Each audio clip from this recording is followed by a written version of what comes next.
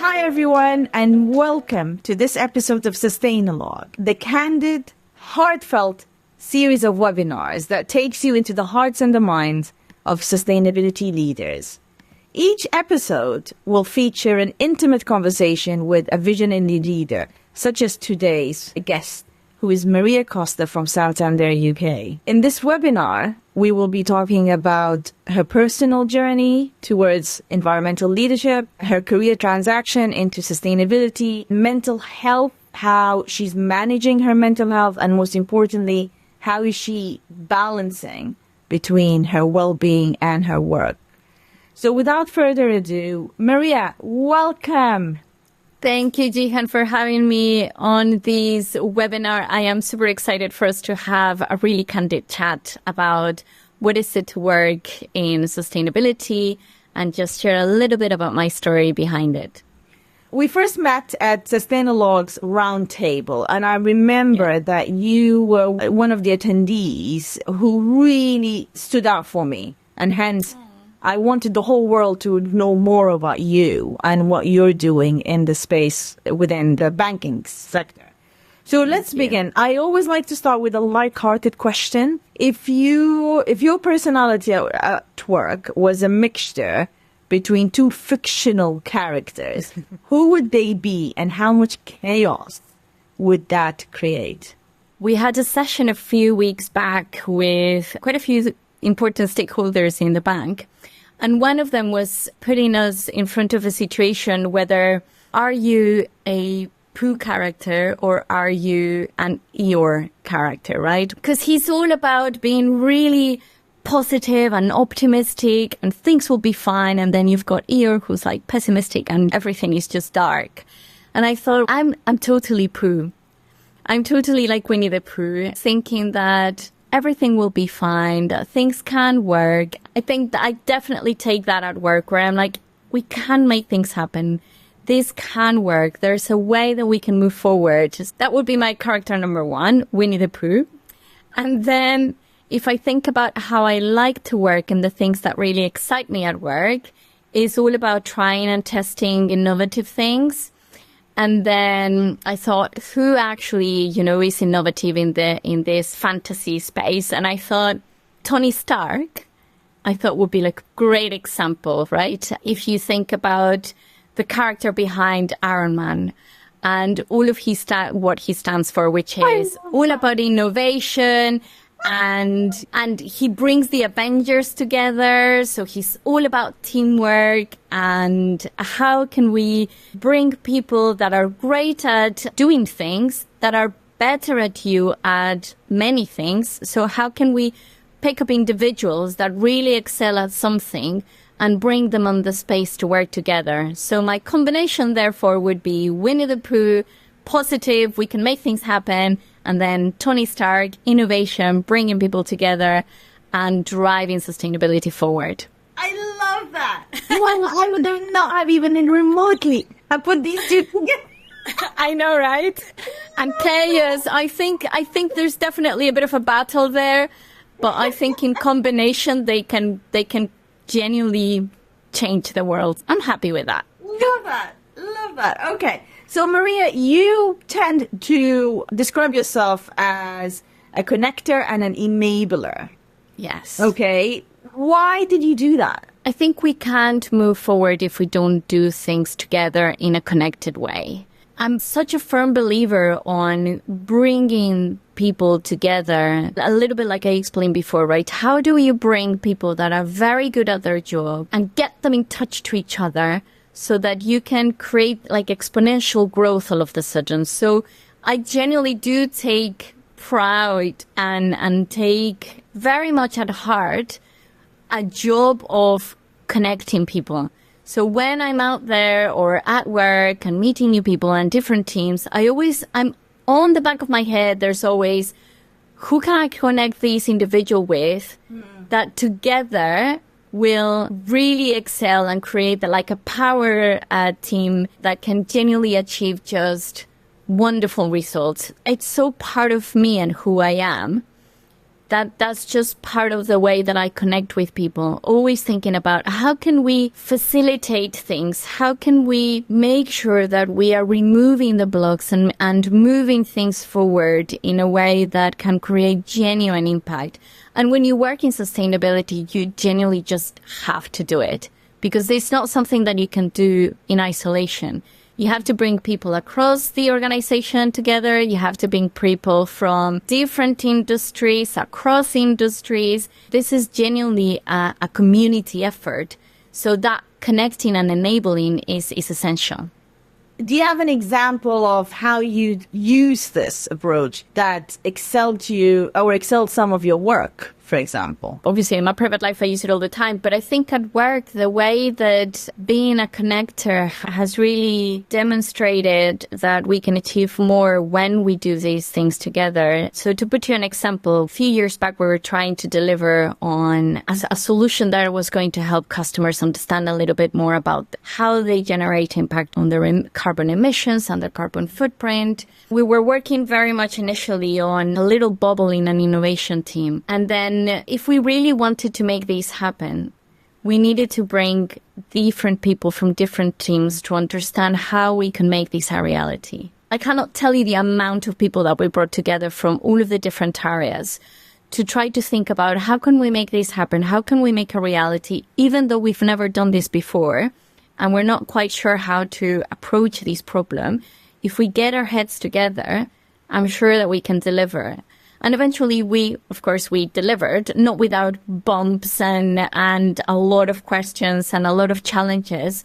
But eventually it's all about having that positive mindset to understand that things can happen. And you do that by bringing different ways of thinking so that you can actually have a much more holistic view of everything. That is absolutely incredible.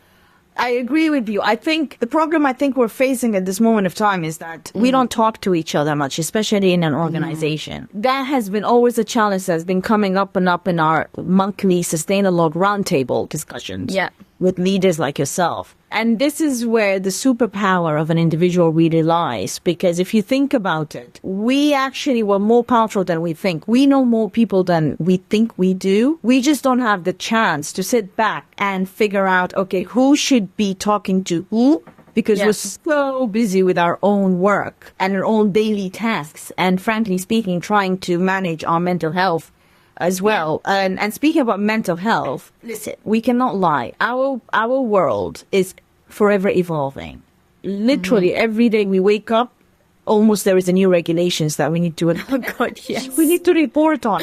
To be honest, I'm worried. I'm worried about our mental health. I'm worried about our clients' mental health because it's so much to grasp in such a short period of time. Do you have any advice on how are you managing your own mental health and your work-life balance with all of the moving parts that keeps moving and never stopping? I'm very conscious about not burning out or not feeling that. I'm very conscious that I don't want to feel like I don't have the mental capacity to progress because I'm just too overwhelmed with stuff. So I do take breaks between meetings. I make sure that I get out of my desk. I go for a walk, even if it's literally just a walk around the other desks when I'm in the office. Or if it's out for a 10-minute walk, even if it's at home or wherever, but just making sure that I do take some of these pauses. And for many reasons. One is I'm a reflector. Like I really need to process the information that I absorb.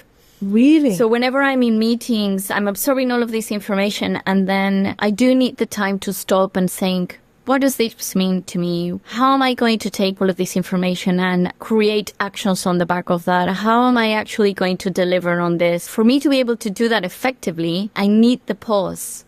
So I make sure that in my calendar, when I am organizing my weeks and my days, that I take that into consideration and I create gaps so that I can take some of these very, very necessary pauses. And equally then when I'm at home, I make sure that I take time to disconnect, like fully disconnect. Yeah. Yeah, no, just lucky. You are listening lucky. to music. If we don't take the time to process everything that we've received and absorbed throughout the day, then it makes it really difficult to have like clear mind to make well-informed decisions. So having those almost like decompressing moments at the end of each day, it's just really important. I mean, I exercise. I'm not crazy about exercise, but I appreciate that it's important for my well-being, especially as I age. So I do make sure that yes.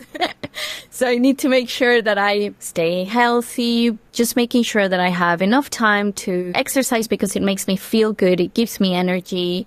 And then having those moments of just disconnecting, decompressing about the day, process the information so that you have a clear mind at the start of your next working day. It's interesting. People process and manage their mental health in a very different way. Completely. As you say, some of our guests do exercise. Some of them just switch off completely. For me, I think one of the ways I manage my mental health is by speaking to random people.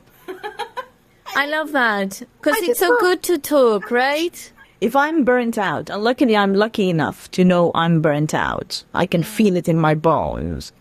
I'm also lucky enough to understand, okay, I need to stop.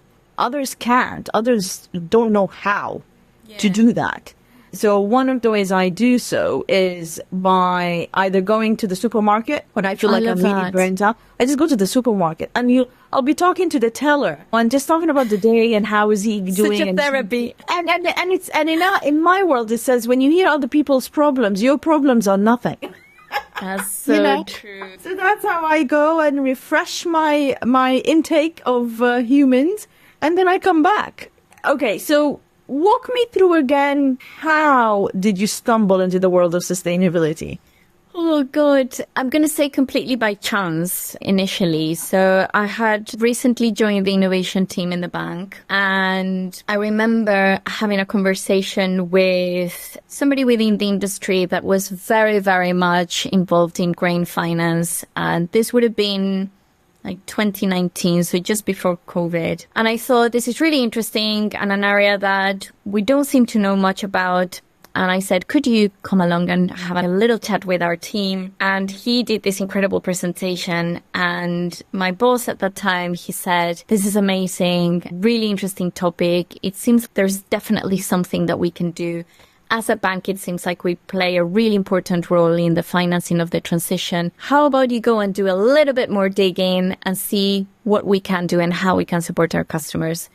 So I started digging into the world of sustainability, green finance, the role of banks, what climate tech were doing around the space. And in doing so, I was just absolutely fascinated by the stuff that was going on and really took it at heart and started to upskill myself. I did a couple of courses on sustainability so that I felt more prepared and understood more around not just our role as a bank, but then what's happening out there and how we can collaborate across the different industries to make sure that we are supporting customers through that transition. And eventually found myself moving a bit more into that niche of focusing purely on innovation in the sustainable space, and then eventually moved into wealth, where I became head of sustainability for the wealth division. And then as of early this year, I am now leading on green finance for the bank. So congratulations. Thank you. I feel very lucky that I found myself in this space without actually looking for it. It almost like found myself into it, and then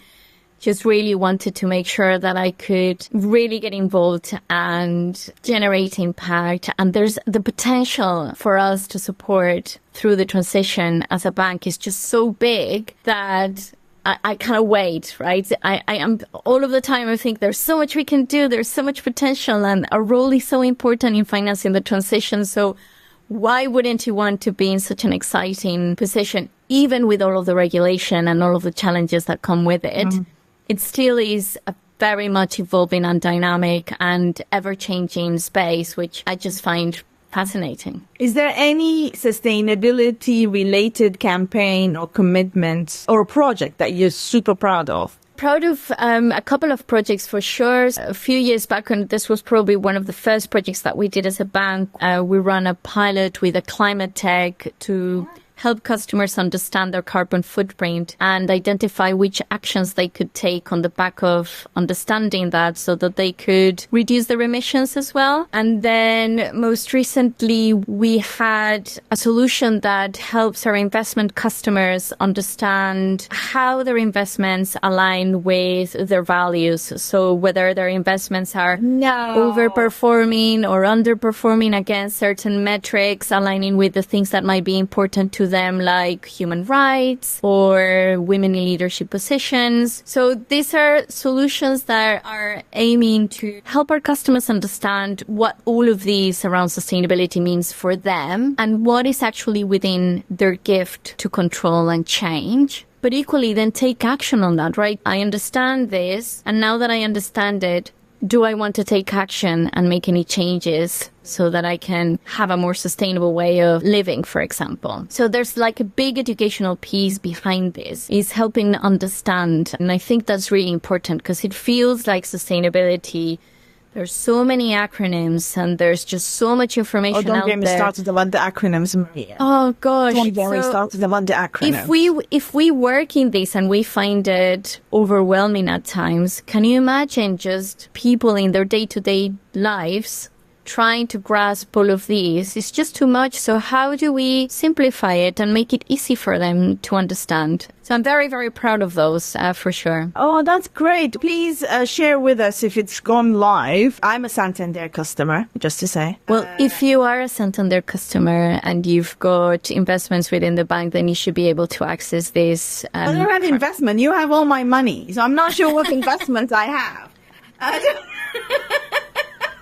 Thank you so much for your time and for your invaluable insights. And if there's anyone wants to get in touch with you, is LinkedIn the best way? Yeah, LinkedIn is always the best way to connect. I'm always happy to connect and have a conversation because you can only learn from people. So exactly. Yes. That goes back to your way of connecting and enabling. You wanted to enable and connect? Yeah, you're going to get a lot of people. Thank you so much once again. My pleasure, darling. And take care.